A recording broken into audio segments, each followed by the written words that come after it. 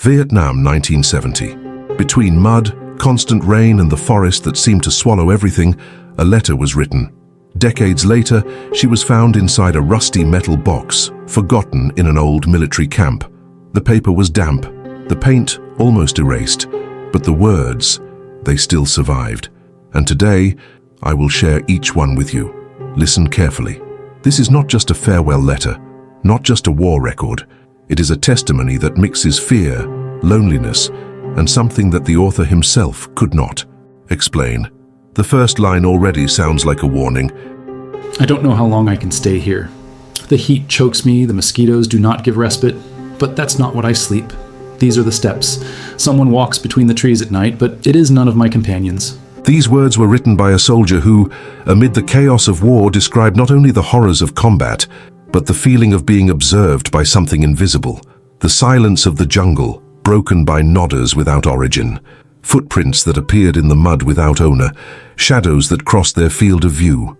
Today, let's dive into this line card by line. You will hear exactly what he wrote, without cuts, no filters. And in the end, I want to know, do you believe it was just the ghosts of the war, or was there something more walking in that jungle? Before we go with reading, I want to ask you something important. If this letter has already made you feel the weight of the jungle, the solitude of the soldier, and the strangeness of these invisible steps, then don't let this story lose again. Leave your like right now. It's not just a gesture. It's like keeping the memory of those who wrote each word. And if it's your first time here, subscribe to the channel and activate the bell. Each inscription is like another voice that helps preserve these cards, diaries, and records forgotten over time. So together, we bring life again to the stories that were almost erased. Now get ready, because the next line of this letter is even more disturbing. The letter begins with trembling lines, as if each word had been torn through fear and tiredness. The handwriting is irregular, sometimes blurred, perhaps through the moisture of the jungle, perhaps by the sweaty hands of the soldier. But what impresses is not the state of paper, but what he decided to register. He does not speak of tactics, does not describe weapons, nor mentions great battles. He talks about what is around him, what does not appear in the official reports, what is not told in the pages of the story. He talks about clear nights, inexplicable sounds, and something that seemed to follow every step of the patrol. Tonight was too long. The noise of the insects was so tall that I almost hid the other sounds, but I heard steps. They were not from any of the boys. Everyone was lying, exhausted, trying to sleep. And yet I swear, there was someone walking slowly between the trees. The worst thing is that it didn't come as an enemy approaching. It was different. When reading this part, you can feel the soldier's veiled despair. He is not describing the fear of an ambush or grenade about to explode. He speaks of a feeling that cannot be fighting with weapons. The human enemy you see, you shoot, you face. But when is it something you can't see? How to react when it is just the sound of a step, a whistle, a shadow that moves between the leaves without showing face? The soldier continues, I didn't tell them anything. Here, any sign of weakness is dangerous. They would say I'm too tired, that my mind is preaching pieces. Maybe that's it. But I can't believe it's just imagination. The footprints were there in the morning. The ground was marked, as if someone had circled our camp. These phrases echo the weight of loneliness. Imagine being surrounded by dozens of armed companions, but still feel that no one will believe you, that what you heard or saw is something you need to keep in silence, because exposing your experience would be treated as delirium. This is the kind of fear that erodes inside, the fear of not being taken seriously, that the truth is discarded as madness. And this directly connects with so many other stories we find in forgotten letters and diaries. Documents of soldiers, explorers, prisoners, common people in extreme situations who reported things that have never entered the official books. The doubt is always left. How hallucination was it? How real was it? Or to what extent, perhaps, the reality is weirder than we can accept? He writes more. I don't know if I'm going to endure another night like this. During the patrol, I swore you heard someone whistling behind me. It wasn't any of ours. The boys even joked, saying that I was inventing music to distract me. But it was no joke. The whistle came from afar and then seemed to be close, almost behind my ear. This passage is particularly disturbing. The whistle is a human sound, but here it appears without origin. And the Vietnam jungle in 1970 was in itself a suffocating place. The extreme heat, the moisture, the constant noise of the animals, the darkness almost total when the night fell. In this environment, any unusual noise could drive a tired mind crazy. But this soldier describes not only the sound but the feeling of persecution. He goes on, "Sometimes I think the forest breathes. The wind passes and the leaves move as if something huge is holding its breath. I am being observed. I can't see anything, but I know someone is there. Or something, because it doesn't look human.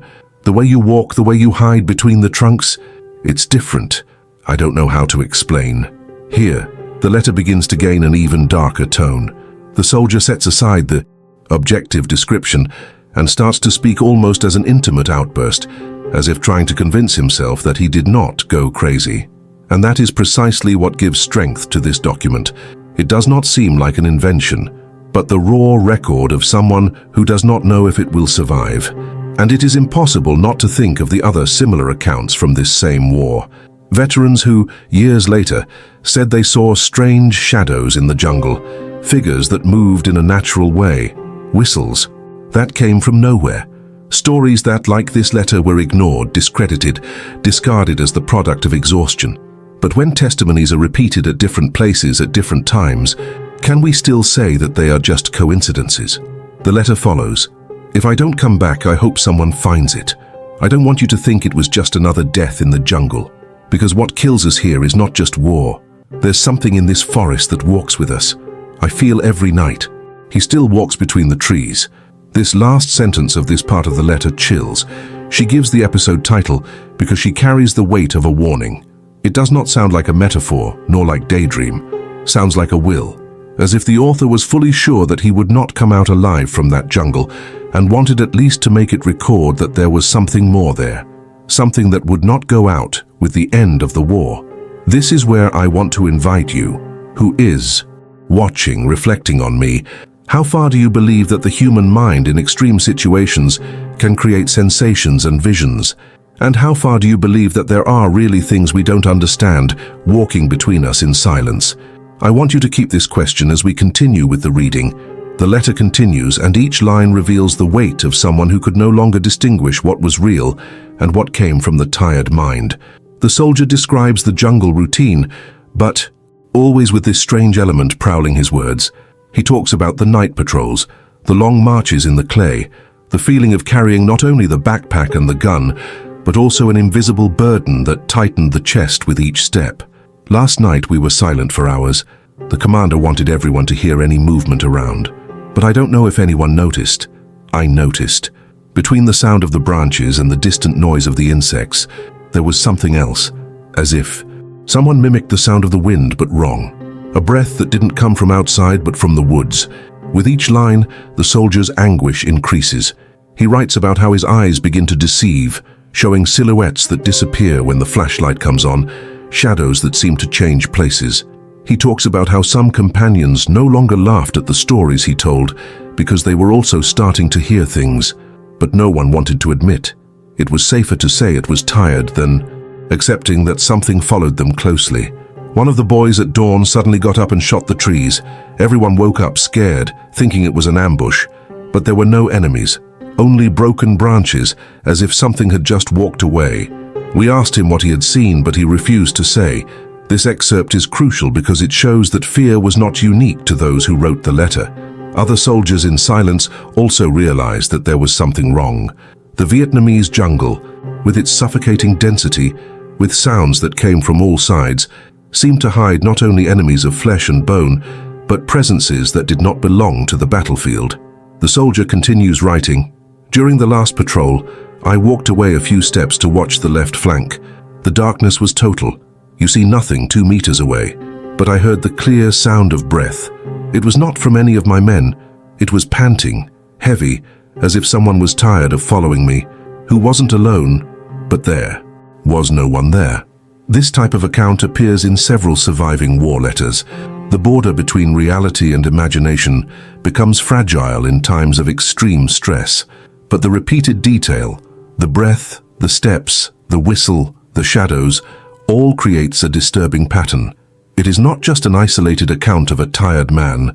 These are elements that return in different points of the narrative, reinforcing the nostalgia that there was really something prowling those soldiers. The author of the letter adds, "I don't know how to explain what I saw yesterday. We heard steps running around the camp. We prepared the weapons, waiting to attack. But what happened was different. Something approached and stopped a few meters from us. Everyone heard, but no one fired. It seemed to wait. Then a branch broke, and when we looked, we saw a shadow cross the woods, moved like a man. It was like sliding between the trees." This account connects individual to collective experience. It was no longer just the fear of an isolated man, but of an entire group who witnessed something that could not be explained. And like so many other letters and diaries of war, silence after the event was almost heavier than the experience itself. No one wanted to talk, no one wanted to admit. The war was already terrible enough. Carrying the weight of something inexplicable was too much. The soldier also describes the psychological effect of these events. "I can no longer sleep. Even when the eyes close, I feel that something watched me." A companion said, "I woke up screaming, saying to, 'I don't touch me,' but I don't remember. Maybe I dreamed, or maybe not. What I know is increasingly sure we're not alone, that there is something in this forest that walks by our side." This stretch is one of the most powerful.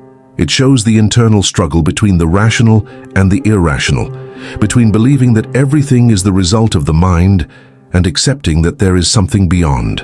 This conflict is what makes these letters so magnetic. These are documents written in the midst of despair, without the pretense of convincing or creating stories. They are gross records, loaded with emotion, that survive time precisely because they seem authentic. And this is where the narrative begins to become even more disturbing. The soldier describes a night when the whole patrol was taken by panic. "We were silent, attentive, when we heard a laugh. It was not tall, it was not clear, but it was there, between the trees. It was like someone laughed low just behind the soldiers. All turned at the same time, no one saw anything. The laugh ceased at the same time. It was not human, it was thin, almost as part of the wind. This detail of the laugh is especially uncomfortable because it brings an almost supernatural layer to the account. It is one thing to hear steps, whistles, sounds that can be explained by the jungle. Another is to hear a laugh. This refers directly to the conscious presence of something. It wasn't just the living forest. It was something that seemed to play with them as if you wanted to be noticed. The soldier concludes this excerpt from the letter with a short but devastating sentence. "If I don't get out of here, I want you to know, he still walks between the trees." This repetition of the title is not casual. It is like a final statement, a truth that he could not fail to register, and in writing it, he not only shares his fear, but also creates a legacy, a message that went through the time, resisted the destruction of the war, and came to us. The letter follows, and the tone of the soldier changes. So far there was fear, but also doubt, as if he still tried to find a logical explanation for what he described.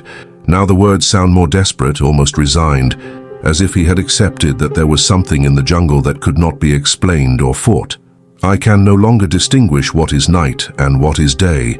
The heat is suffocating, and the air seems heavier with each passing day. When the darkness comes, it is no longer just the sound of insects that plagues me. It is the presence. Yesterday at dawn, I clearly saw a shadow between the trees. Nothing. I just waited." This account is particularly strong because it describes a direct view, not just sounds or sensations. The still shadow in the jungle carries a vigilance symbolism. It is not something in motion, running away or attacking. It is something that only observes, patient, as if I had infinite time. This idea alone is terrifying. The notion of being hunted not for something that is in a hurry, but for something that knows you will succumb early or later. The soldier continues. "Two of the boys also started writing. I don't know what they put on paper, but I know they couldn't sleep. Increasingly, we feel that the forest is not just a forest. It is alive in a way we don't understand. This morning we found marks on the floor. They were no ordinary, deeper, as if something heavy had passed, to Arvor, as if they didn't want to be followed." Here the letter reaches an almost documentary dimension. The author is no longer alone in his experience. Other men are writing, Others are recording the same discomfort. The marks on the ground make the testimony even more physical, concrete. These are not just internal sensations, but palpable signs that were recorded on Earth.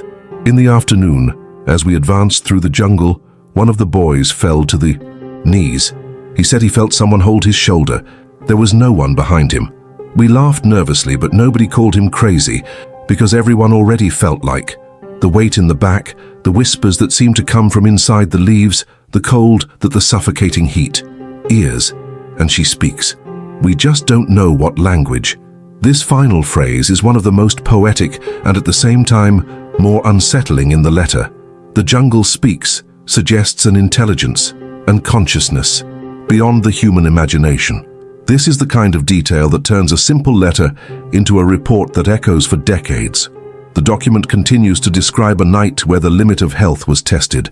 We were in a while, attentive, when we heard something that seemed steps running toward us. They all prepare to fire, but the steps stopped abruptly, a few meters from us. The silence that followed was so dense that it seemed that the air was gone. So we heard a snap of branch and saw a figure. Crossed, it was too fast. This stretch, when read aloud, carries a narrative force that goes beyond the simple description. He has cadence, rhythm, as if the author was trying to be convinced that what he saw was real. The repetition of the phrase "was not human" functions as a desperate scream, an attempt to affirm his own sanity. Another impressive detail comes next. The same night we found one of the guards in shock. He said he saw something looking at him among the trees. We asked what it was, but he couldn't explain. He said, the eyes, they weren't like ours. This report of a traumatized companion adds a layer of realism to the document. The war already left deep psychological marks, but here the letter suggests something beyond, a meeting that irreparably shook the mind. The soldier then reveals an even more disturbing detail. Today, I found a tree marked with symbols I had never seen. They were not ordinary knife cuts, nor animal marks. They looked like drawings almost. Letters, but from writing I did not recognize. I asked the places, but they refused to speak. They just lowered. Since then, I feel that we are crossing a territory that should never be. This point connects the individual account to something greater, the cultural weight. The local inhabitants, who already knew those jungles long before the war, carried legends and secrets about what was there. Their silence, the refusal to speak, is almost scarier than the presence itself, because it suggests that there is ancestral knowledge, stories that have been kept and should never be revealed. The letter extends into a suffocating description of a dawn. The wind ceased. The forest was completely still. No one spoke, no one was breathed. So we heard again. Step, slow, circulating our camp. One of the boys lit the flashlight. The light swept the trees. Nothing. But the steps continued, now on the opposite side. We went out. We heard a whistle. This whistle reappears several times along the letter. It is the conductive thread of the experience, the sign that there was something following each movement of them. The author insists on this detail, as if it were the sound that marked the presence of what was never completely showed. I don't know how long I can handle. Every line I write seems to be a farewell. The jungle doesn't want us here. The enemies we fight are flesh and bone, but what walks between the trees, it's different. He doesn't fight, doesn't shoot, doesn't bleed, and when approaching, we all know, because silence weighs. The last pages of the letter are more blurred, perhaps in the rain, perhaps by the trembling hands of the writer. The previously controlled handwriting now drags on, almost unreadable at certain points. It is as if the author is fighting time, against fear and against himself, to register each word before it was late. Tonight was the worst of all. I can't stop writing because I know that if sleep, I won't wake up. The silence was broken by something different. They were not just steps, it wasn't just the whistle. It was as if several voices spoke at the same time, whispering in a language I do not know. They came from all sides. I closed my eyes, but the sound continued, as if it were inside my head. The others listened too. Some covered their ears, others began to pray. No one dared to move. This account already goes beyond the field of what can be explained as an isolated psychological effect. Several people heard, several reacted, and the fact that the soldier records this gives weight to the document. It is no longer the doubt of one man. It is the confirmation that something shared surrounded them that night. He continues. At one point, one of the boys got up and shouted to go out, but there was no one before him. He fired his gun until the loader was emptied. The echo of the shots mingled the whispers, which were even higher, so suddenly they ceased. The silence came back at once. Everyone remained real. Estate. Here we see the devastating effect of prolonged tension. A trained, armed man gave in to panic and fired on something invisible. This episode fits other similar accounts of war. Sudden outbreaks, firing at emptiness, mental collapses in extreme situations. But again, the detail of the collective whispers prevents it from being treated only as delirium. The letter follows in an increasingly darker tone. Just before dawn, I felt something approaching. I didn't hear it. I just felt. It was as if the air was denser, as if a shadow had fallen upon ourselves without sun to be blocked. I opened my eyes slowly and saw a shape between the trees. High, thin, almost transparent. I couldn't define whether it was human or not. Feeling was not hatred. It was not angry. This is the most visual point of the letter. The description in a loud, thin, almost translucent way suggests an intense and striking experience. At the same time, it is vague enough to maintain the mystery. The soldier does not describe clear clothing, face or physical details. Only the presence. Just the look. This gives even more credibility because it shows that he was not inventing a concrete figure. He just recorded what he could feel and see in shock. The document continues, with the author almost without strength. I write fast because I know I don't have much time. If anyone finds it, know. It was not just the war that pursued us. There is something in this forest that was never human. He walks among us but not like us. He still walks among the trees, and he will keep walking even after we leave. If you read it, don't come back. This is probably the last readable phrase of the letter. The following lines are blurred, torn, or simply unreadable. It is as if the author had been interrupted in the act of writing, leaving only fragments, blemishes, and ink risks. This abrupt end is as powerful as any clear description because it leaves the feeling of incompleteness, of unresolved mystery. After this stretch, the document changes tone. There is no more continuous report, just quick notes, loose words that seem to have been rushed to the hasty whistle. He's close. We are not alone. Don't sleep. These fragments increase the feeling of despair. The soldier no longer wrote to leave record. I wrote almost like a silent cry, a request for help that would never be heard. And here comes the fate of the letter. According to unofficial records, the document was found years later by local inhabitants, stored in a metal box buried amid the ruins of an abandoned camp. There is no reference in official military archives, no identification number, no formal confirmation. Just the letter, delivered decades later to private collectors, circulating hands in hand until he reached those who preserved it today. This detail by itself is significant. Documents that carry this weight often do not enter the official records. They may have been lost, censored, or simply ignored. But they survive because someone kept them silent, as if they knew that one day these words would need to be read. The final tone of the letter makes it clear that the author believed he was facing something that did not belong to his world. For him, the war was no longer the only enemy. The jungle hid an older, more patient, more invisible hunter. And what creeps most in this account is the notion of continuity, the idea that it did not end in 1970, that it still walks in silence between the trees waiting for those who dare to enter. If you got here, it is because you felt the weight of this letter and understood the severity of what was recorded in it. So I want to ask you something important. Subscribe to the channel right now to continue with me on this journey by documents that were almost erased from the story. Each inscription is another voice that keeps these memories alive. If you have watched until the end, prove that it is among those who really value these reports. Then, comments down here the phrase "he still walks between the trees," so I know who was with me until the last second. It also leaves your like, not only as support, but as a sign of respect for those who wrote these words amid the darkness of the jungle. And don't stop here. The next video is already appearing on your screen. Click and continue with me because there are other letters, other diaries, and other secrets waiting to be read.